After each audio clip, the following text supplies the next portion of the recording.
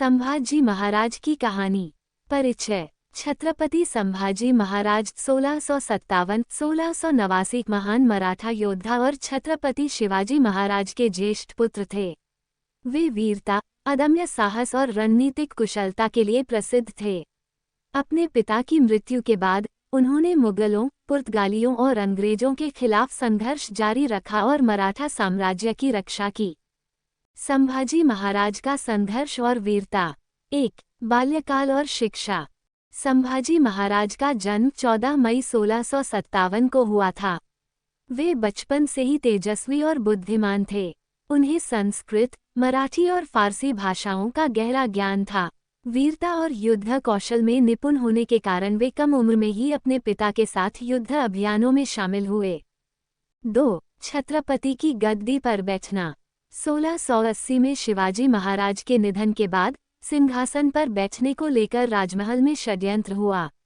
उनके छोटे भाई राजाराम को सिंहासन पर बैठाने की कोशिश की गई, लेकिन अंततः संभाजी महाराज को मराठा साम्राज्य का छत्रपति घोषित किया गया। 3. मुगलों और औरंगजेब से संघर्ष। संभाजी महाराज ने मुगल सम्राट औरंगजेब के खिलाफ लगातार युद्ध लड़ा। उन्होंने कई बार मुगल सेना को पराजित किया और दक्षिण भारत में मराठा शक्ति को मजबूत बनाए रखा। 4. धोखे से गिरफ्तारी और यातनाएं।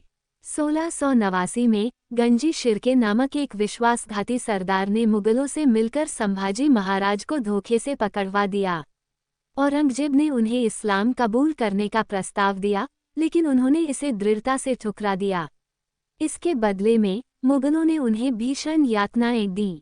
40 दिनों तक अमानवीय यातनाएं झेलने के बाद 11 मार्च 1689 को उन्हें बेरहमी से मार दिया गया। संभाजी महाराज की विरासत। संभाजी महाराज का बलिदान मराठा इतिहास में स्वाभिमान और शौर्य का प्रतीक है। उनकी वीरता से प्रेरणा लेकर मराठाओं ने मुगलों को अंततः पराजित किया और स्वराज्य की रक्षा की।